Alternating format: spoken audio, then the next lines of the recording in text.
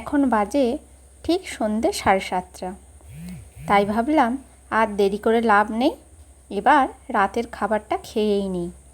এখানে আছে চিচিঙ্গে আলু কুমড়ো দিয়ে চচ্চড়ি আর গরম গরম আটার রুটি, আর সঙ্গে নিলাম একটু কাঁচা পেঁয়াজ। এই কাঁচা পেঁয়াজ দিয়ে রুটি খেতে খুব ভালো লাগে। আর তার সঙ্গে নিয়ে নিলাম আমার ফেভারিট সব সময় সব খাবারে কাঁচা লঙ্কা। আমি না এই খাবারটাকে বেশিক্ষণ সামনে ধরে রাখতে পারছি না, ভিডিও যে করব তারও তর সইছে না। আর এই দেখুন, আমি দেখতে দেখতে খাওয়া শুরু করে দিলাম, কারণ আমার জিভ দিয়ে এখনও জল চলে আসছে। এত লোভনীয় একটা খাবার সামনে সামনে রেখে কি আর বসে থাকা যায় বলুন? তাই ঝটপট খাওয়া শুরু করে দিলাম। আহ, কি খাচ্ছি মাইরি, যেন অমৃত মনে হচ্ছে।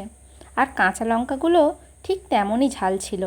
দারুণ খেলাম, খুব ভালো লাগলো। পেট তো ভরেইছে, সাথে মনটাও ভরে গেল।